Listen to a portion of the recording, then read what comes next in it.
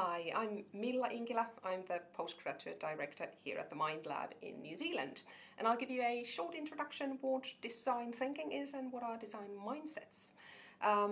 When I say the word design, I don't know what pops out into your head. What makes a great design? What does a designer do? People actually think of different things when they think about design. What, for example, is good design? Is it the aesthetics? What something looks like? Is it visually appealing? Or is it more how functional something is? All of that is what makes great design. And how does this relate to leadership? I'll explain in a minute. So here is one definition of design, which is almost as old as I am, but being over 35 doesn't mean that you would be obsolete, I hope. Herbert Simon defines design in terms of goals. Maybe design means that those courses of action that are aimed for changing existing situations into preferred ones. So it has to relate to good leadership too. Maybe it means understanding the nature of preferred situations and the principles through which we achieve them. Maybe design means understanding things, how they are and how they work. So design is more than aesthetics, definitely. And design is also more than just planning function. It's all about giving meaning to something. It's about experience. That's why the concept of design can be applied anywhere. Web, software, fashion, and education, for example. In contrast to analysis, which works to deepen our understanding of what is, design is more concerned with the question, what if? While critical analysis is still undeniably an important component of design, divergent creative thinking skills are equally essential. Yes, they are often underemphasized in today's educational system, so therefore many claim, me included, that there is a huge need for design thinking.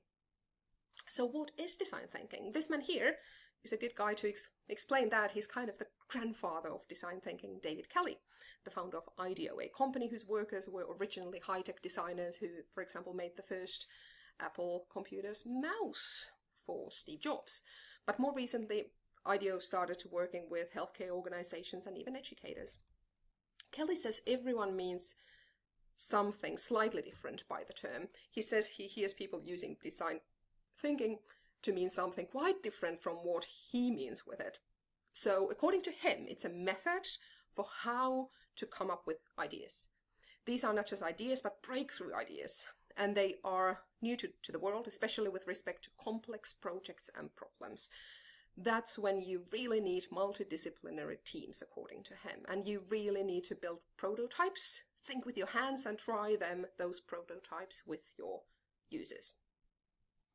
This guy, in the other hand, is the current CEO of IDEO. In his TED Talks and such, he many times mentions how design thinking has its origins in the training and the professional practice of designers. But these are principles that can be practiced by anyone and extended to every field. In his book, Changed by His Design, he says that finding ways to apply the principles of design thinking to the problems of society on the outskirts of Kampala, in the offices of the social venture fund in New York, or in the classrooms of an elementary school in California, is the sort of a problem that is attracting the most ambitious designers, entrepreneurs, and students today. He is all about nurturing the natural creativity of children and keeping it alive as they advance through the education system and into professional life, and I'm sure we all agree. So how about our own creativity? How brave are you to fix the real problems around you, in your professional practice and in your daily life? And yes, doing that together with others is the key. One of the IDEOisms is that all of us are smarter than any of us. And here is a third interesting person, Ewan McIntosh. He's the founder and CEO of NoTosh, and he has written a book around his ideas, which is called How to Come Up with Great Ideas and Actually Make Them Happen. And he regularly writes about learning on his blogs at edu.blogs.com. So he is the go-to person when it comes to using design thinking in education. He's not the only one looking at why it is so hard to build and maintain the capacity to innovate. The reasons go much deeper than the commonly cited cause the failure to execute. The problem with innovation improvement efforts is, according to him and many others, rooted in the lack of innovation strategy. He calls this book as a pragmatic strategy book for educators, leaders, and innovators, and also troublemakers. And He shares their stories in that book, telling, for example, how they worked out what made other people want to adopt a new technology or idea. It seems to be simple. Their friends are using it. They see other classes being engaged by it. They also broke down barriers of fear of losing time and expectations of immediate success. And they did that one school at the time. I recommend looking at this book, and there are plenty of other materials online created by McIntosh, Kelly and Brown. And the one that we'll be looking at in this module is design thinking mindsets. So what are design thinking mindsets then? When it comes to design thinking and being a leader, you would need to grasp these mindsets. And there's an amazing website created by IDEO, which is called Design Kit. And it's a really good resource.